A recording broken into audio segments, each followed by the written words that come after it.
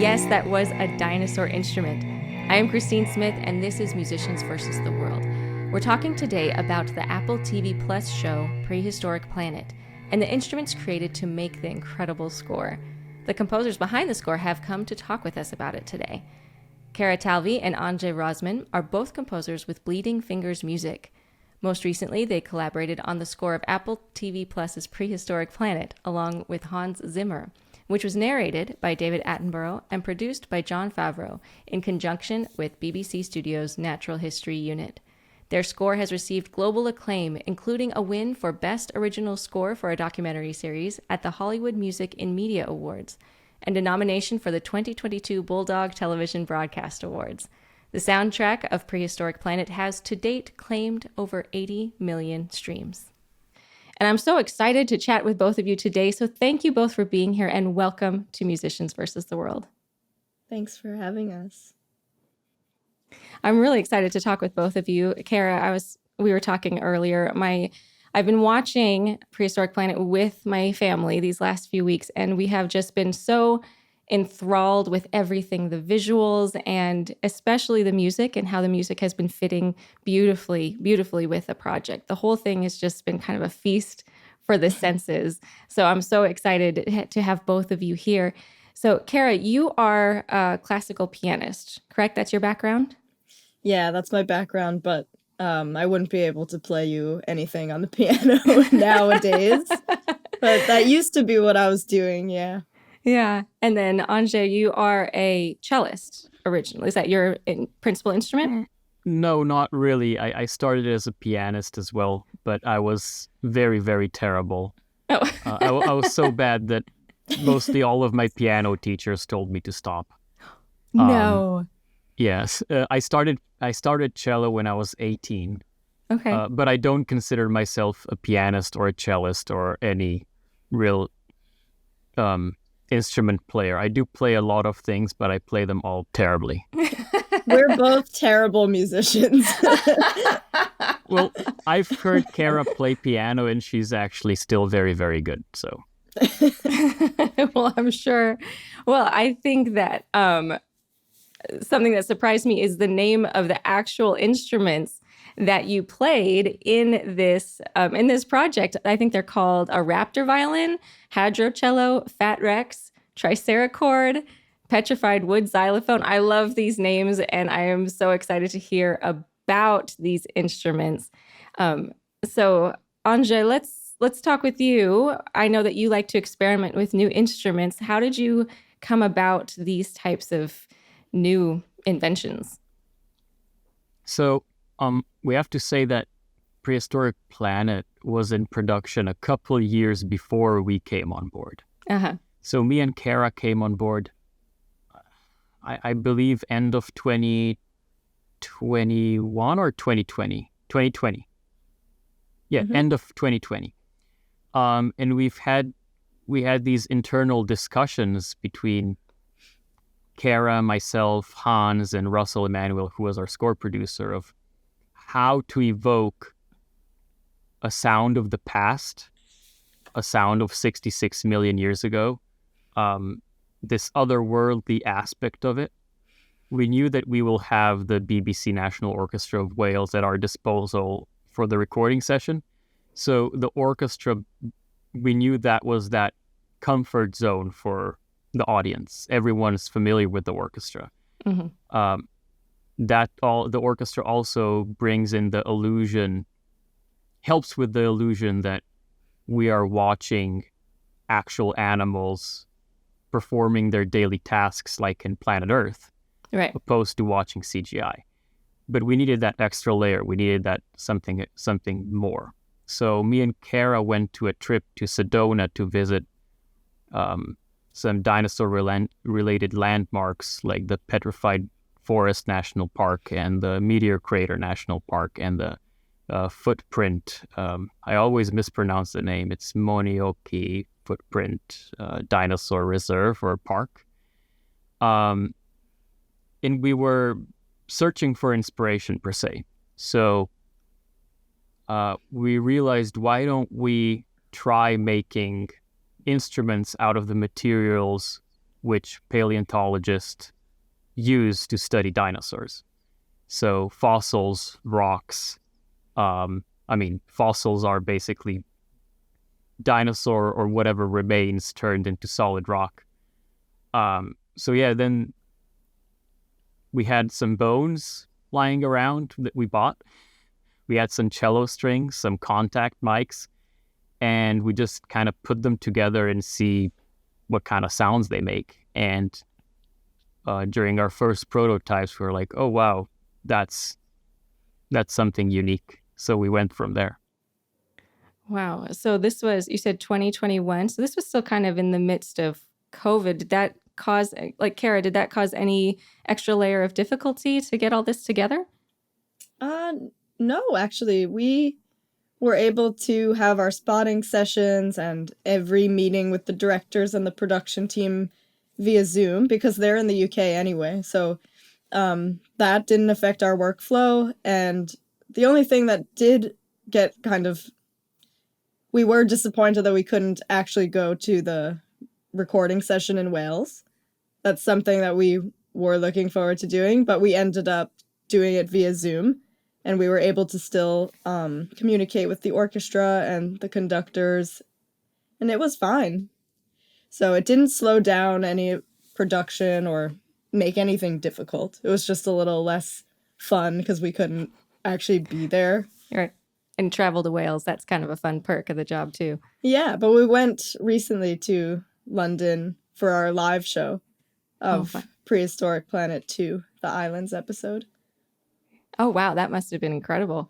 Yeah, that was really fun. And that's where we debuted the Triserachord, our newest instrument, live on stage.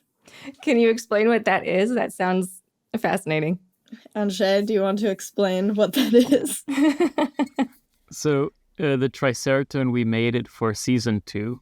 Mm-hmm. So for season 1, we have the... Wait, let me go get it. It's right there. Yeah, unfortunately, the Triceratops... I'm not going to play them, but I can at least show them. It's still on its way back from London. Okay. So this is the first instrument, the Raptor Violin.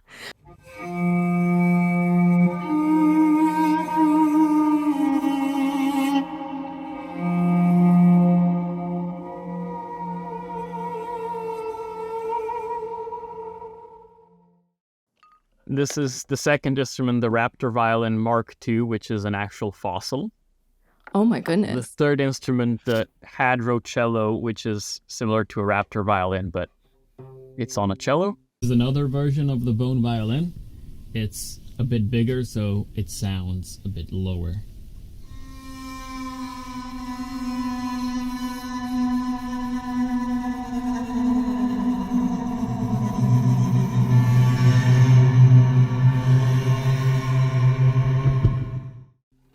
And then, I don't know if you want to see the other instruments. So for our listeners who aren't seeing it, so you have fossilized bone. Is that violin string stretched across, or what? How did you put that together? On this one, it's a cello string. It's a cello string, and it has a petrified wood bridge. Oh my goodness. And on the fossilized one, it's two violin strings. I think it's a G string and an A string, if I'm not mistaken. And another piece of petrified wood as the bridge. But the Triceratops is our latest instrument, and it's our biggest yet. And it's made out of a Nodoceratops skull replica and a double bass neck with an ammonite crest and velociraptor claws as tuning pegs. So it's quite a spectacle to see. Yeah, but it actually looks pretty amazing. I'm just picturing it. It produces a very cool sound. Okay, so walk me through how you came up with using raptor claws as tuning pegs. Like how on earth did that? Was it like you did a drawing or? Yeah, they did this what do you call it? It's almost like a mock-up of how, I mean, it looked absolutely ridiculous. Like when I when I saw this, I was like, there's no way this is gonna work. That looks ridiculous. And they started, Hans has this guy called Charles Lebrec is his full name. And he's been building instruments for Hans for many years, and he lives right near the studio, and it's great to just bring him materials and say, we want to make this, and he really just makes it happen. Like anything you can imagine, he can build. So it's really cool to see it go from this really silly, like, yeah, there.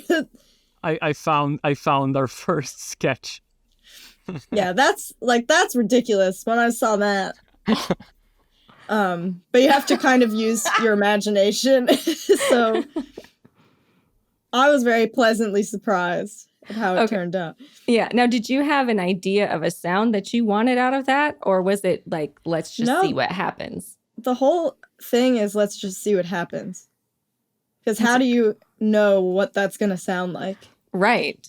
Kara, do you remember here in Santa Monica where we go home, there used to be on Lincoln, there used to be like a fossil shop? No. There used to be, right, like a couple blocks from our studio, there used to be a shop that sells fossils. And I remember they had a giant Triceratops skull there for years. And I think they went out of business during COVID. And I was always thinking, that was a missed opportunity.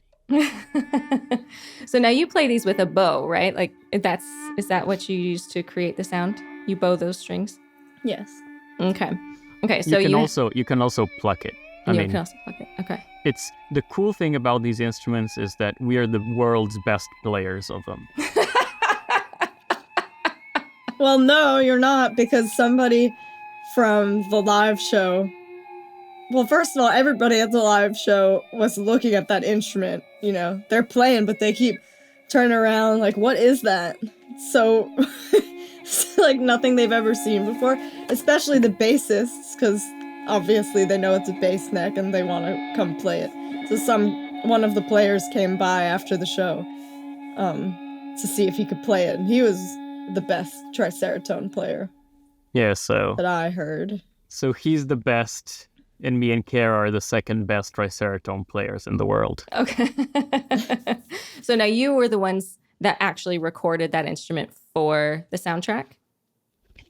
Yes. Yes. Yeah. Okay. So now so you have this custom instrument, you receive it and you hear what it sounds like. How do you get from that point to this score, this amazing score, this otherworldly type of sound? What's the next step? Okay, so the cool thing about the custom instruments is the unexpectability of them. No one knows how to play them. No one knows how they will sound, and we often just went with the flow and started improvising and recording. A good example is in season 1, the Velociraptor scene. So this is our Fat Rex. And we got this instrument from Chaz right when we were doing the Velociraptor scene. So we started recording, and what you hear on the recording, on the original soundtrack, is basically one of the first improvisation takes that we did. So then the instrument speaks to you, and you kind of have to notice, oh, this is good or this is terrible, and you take what's good and go from there, and it acts as a inspirational tool to go forward.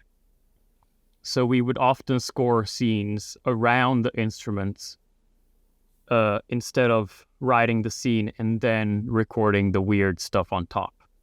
Oh, I see. So it became weird. So, I mean, we would do it both ways, but a lot of times the cool things would happen where we'd just basically jam on these things and see what comes out. So you would come together in the studio and kind of take turns improvising on these instruments and then going from there. Yeah, I mean, I am not a cellist or any type of strings player, so this is really difficult for me. I can't get much out of these instruments. So Anže plays them more than I do, and for me, it's more of I would direct him on what I would want him to play on my sequence, or I would just say improvise over this, and then I would pick and choose what parts of that recording I think are adding something to the cue. Okay. So it was a lot of back and forth between us and Hans and Russell. Which cues do we feel like really need to be elevated with this otherworldly stuff? Because there's also sequences in the show that are more traditional. Right. To contrast. Mm-hmm. And those would be scored in a more traditional type of way with the mock-ups and then approval and then recording with the orchestra. Is that right?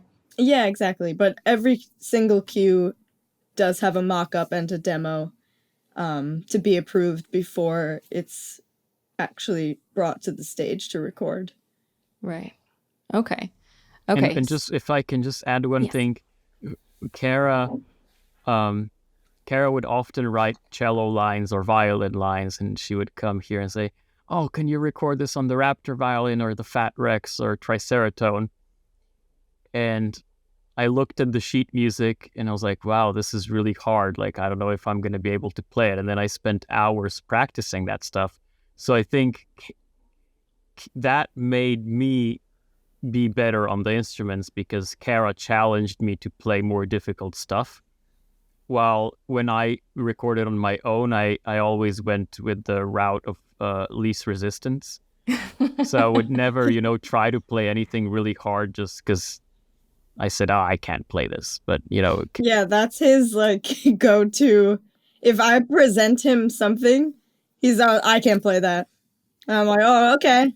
Well, I guess we'll leave it as a cello then. And then he's like, no, let me just try. And then he's practicing it for hours. But his default response is always, no, I can't play that. That's what a fun way to collaborate. So now with each of these cues, so you two are the bulk composers of this, and then Hans would be would kind of come in and give you feedback. Is that how that situation works, or was he really involved in the composing as well? Yeah, it's what sets Bleeding Fingers apart from, just being a freelancer is this capacity to collaborate, and not only capacity, but this kind of incubator hub per se. And having a mind like Hans giving you feedback and working alongside him is not only awesome, but it also makes us grow faster. So one thing that we always like to say is that, let's say Kara's writing a cue or I'm writing a cue, we would always listen to each other's stuff. So even though you wouldn't press export, Kara would come in and say, sit at the piano, and I would be like, I can't figure out this melody, and she's like, try this, and she would play something that would change everything for me, and I would spend 5 more hours on the initial spark idea that she provided.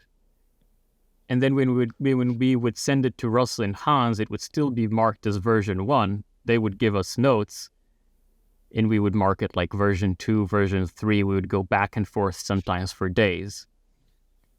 And when it goes to the clients, it's the cue, it's already such a flushed out idea of not an individual, not an individual person, but 4 minds coming together.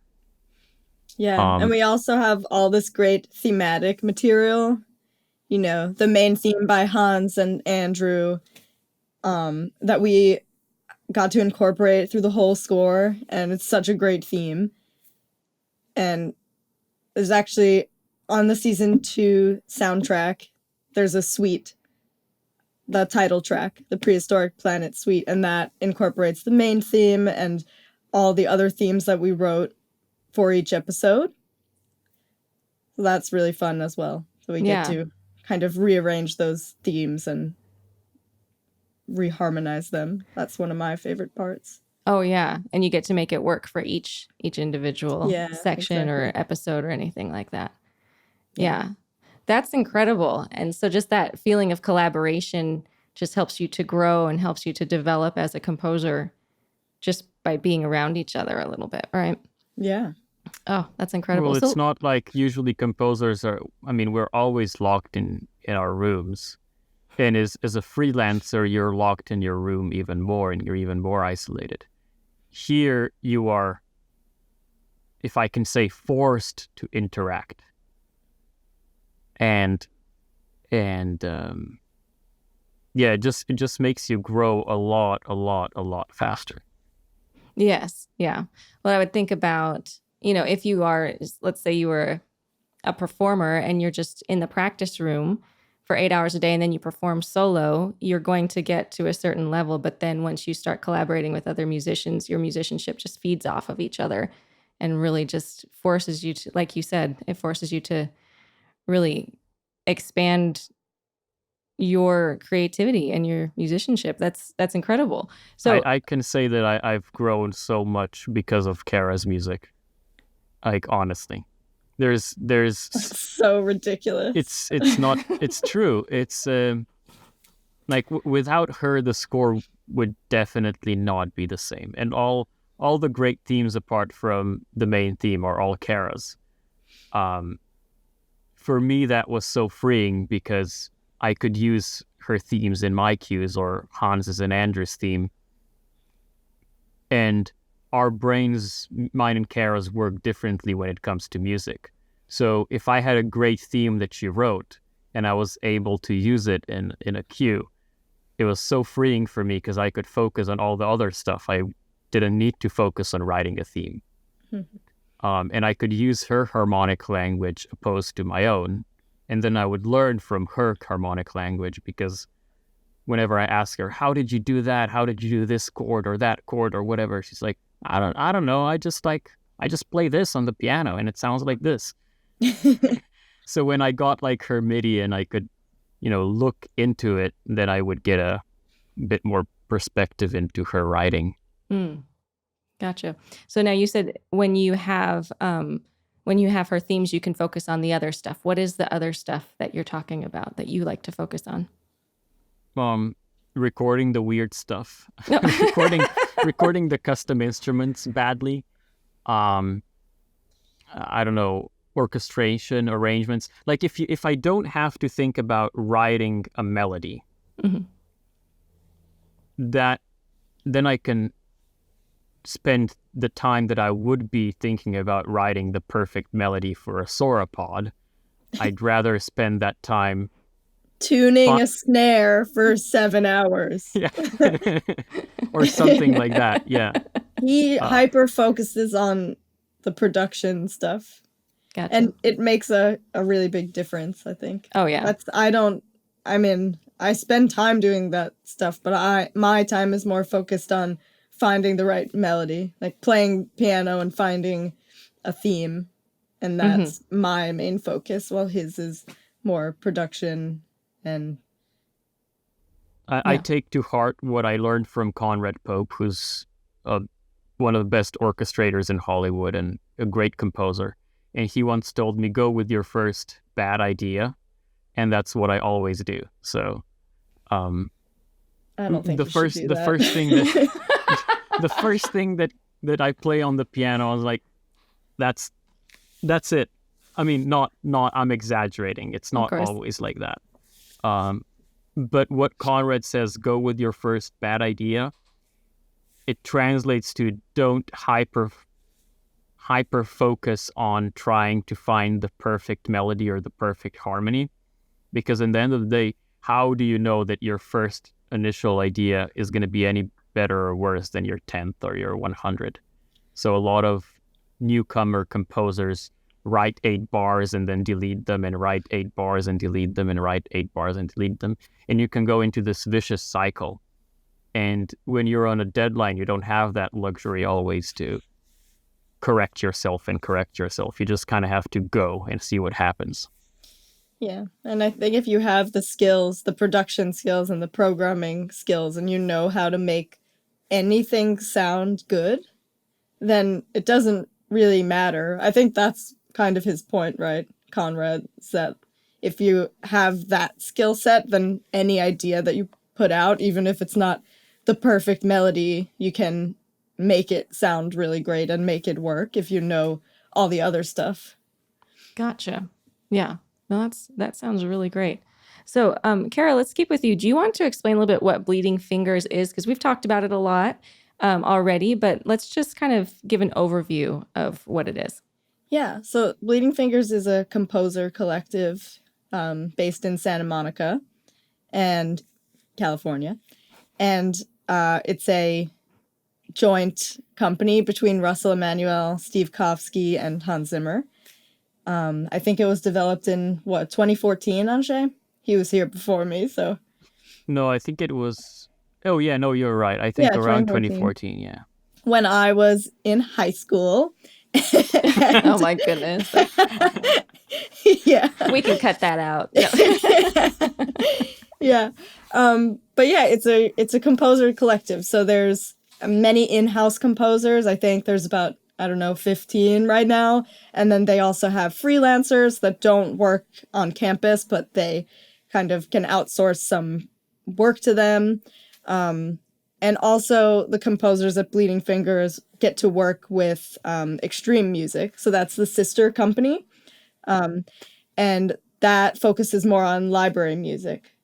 So we get to kind of, as a Bleeding Fingers composer, you have the privilege of working on these really great score-to-picture projects.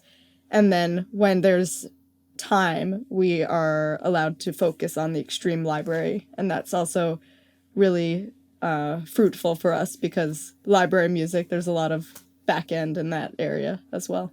Mm-hmm. And now, how did you join, Kara? Upon graduating college, I went to Berklee College of Music. When I graduated, I moved out to LA, and I had a couple internships set up at different studios. I was working at Ryan Shore's studio for a while. I worked at Bear McCreary's studio, Sparks and Shadows.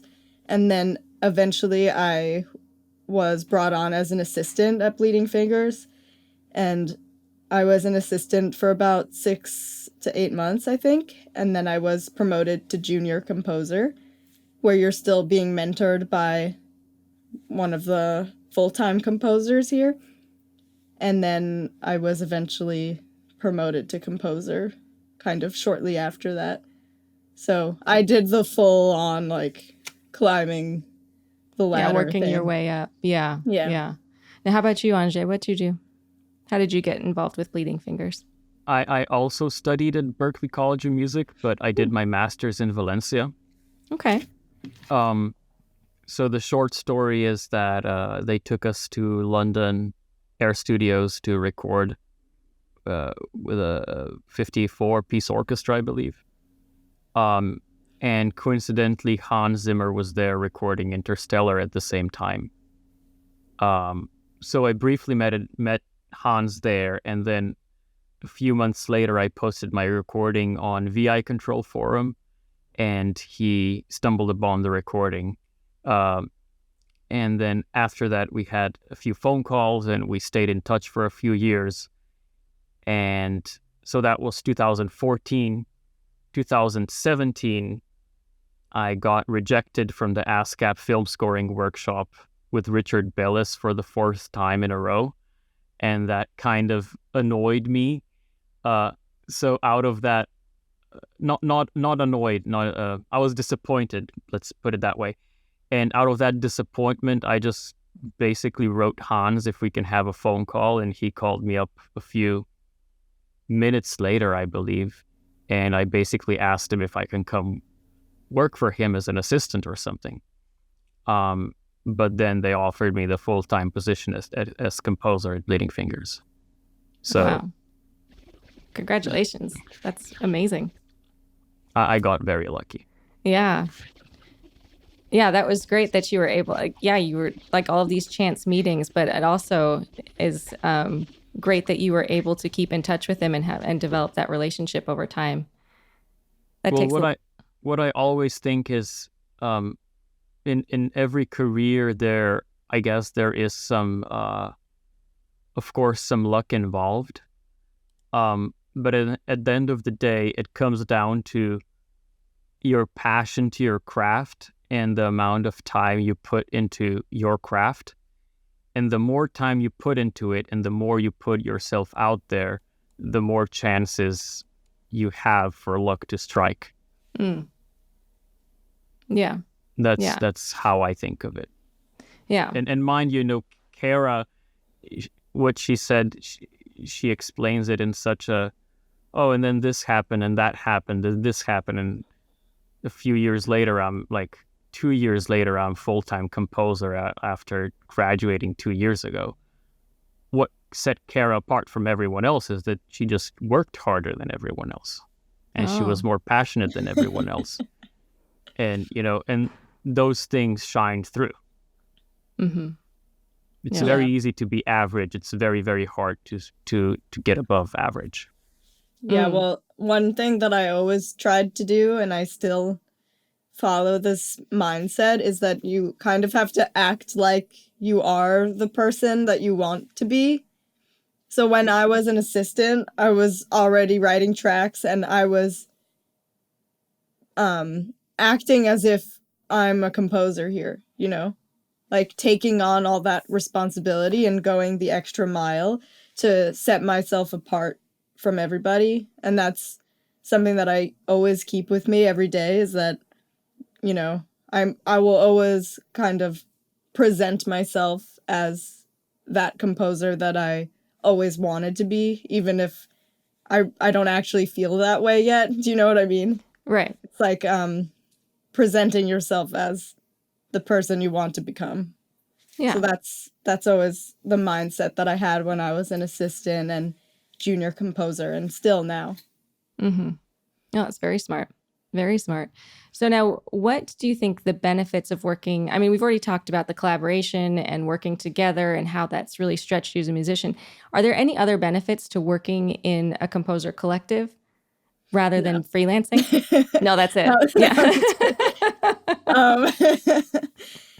Well, one thing that our boss Russell Emanuel also always says, and he's very right when he says it, that how fortunate we are that we don't need to wake up in the morning thinking what our next gig will be.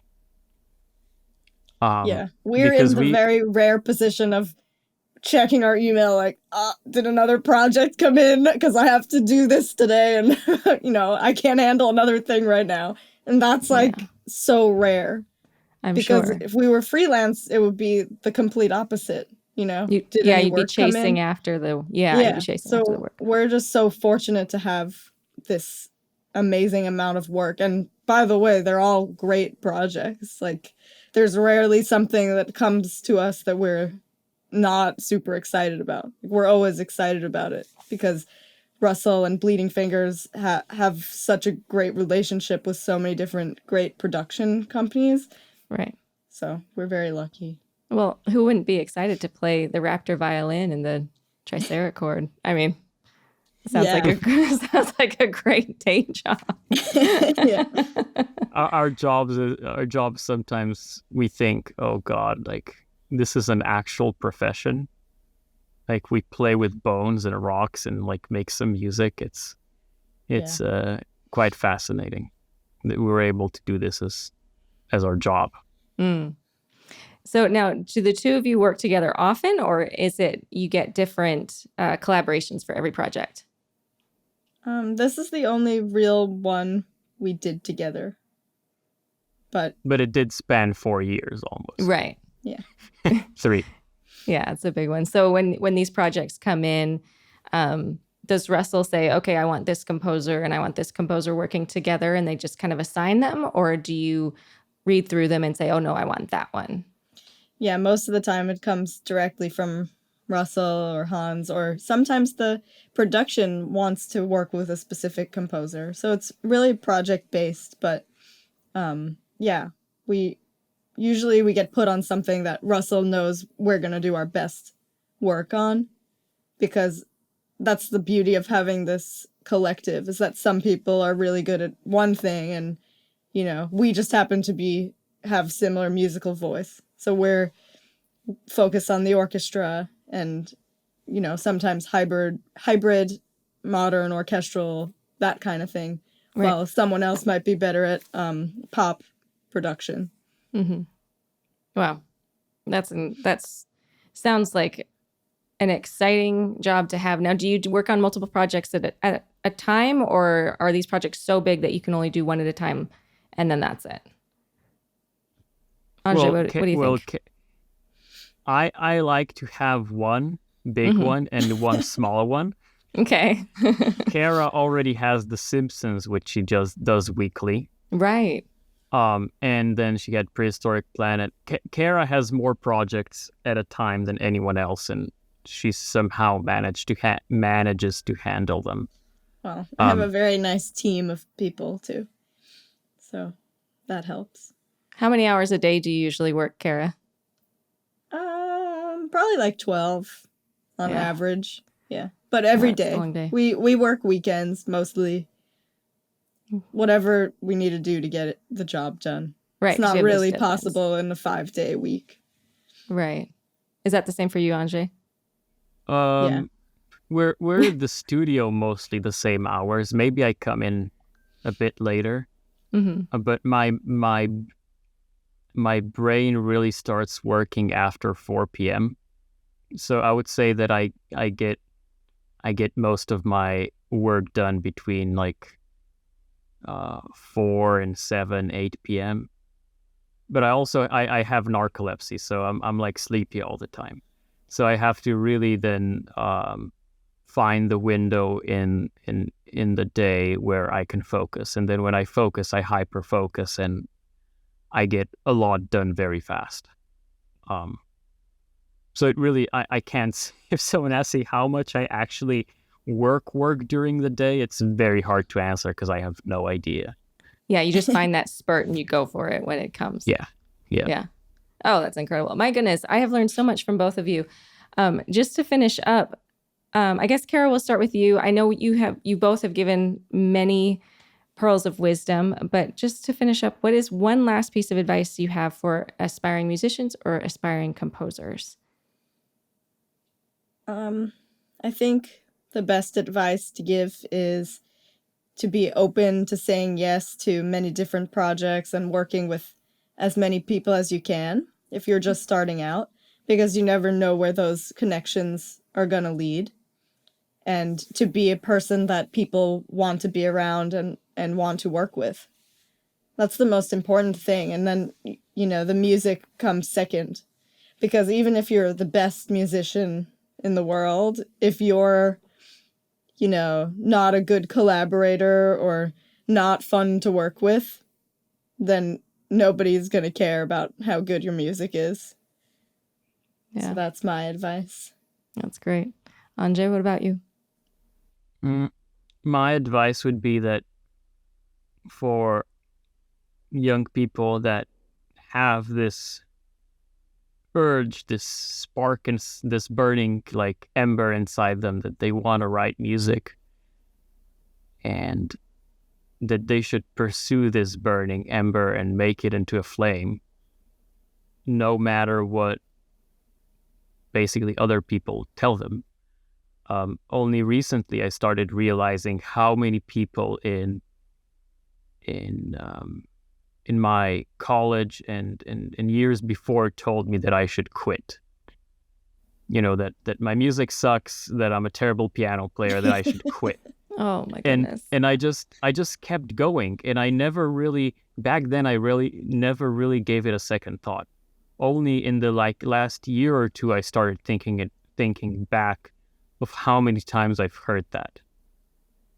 And then the second piece of advice that ties into the first piece of advice is, I knew that I was terrible, and I knew that my music was terrible. But I had that, I had that ember, and that ember was, turning into a flame, and it was stronger than the flame of my colleagues, I can say, a lot of the times, which made me work twice as much, be twice as much creative, put myself out there even if I knew that I wasn't the best, because I just didn't care. I just wanted to write music. So young people starting out, you have to nurture your flame, and if you see your colleague working hard, try working twice as hard as him or her, and then that will reciprocate in other ways, because your colleague will see you and they will start working harder. And so it's kind of, you're building this community around you of just like-minded people striving for some greatness and working together. And yeah, I'm going off the loop now, but I hope I made my point. Yes, you did. Excellent advice from both of you. It has been such a pleasure to chat with both of you, and thank you for sharing your instruments and your music and your advice with me and my listeners. I just appreciate both of you so much. So thank you so much for being here and talking with me. Thank you, Christine. It was really nice talking to you. Yeah, it was one of the best interviews we had. Really? Oh, wow. Thank you. I think so. It was really nice. Yeah, thank you so much. I appreciate that. Thank you so much.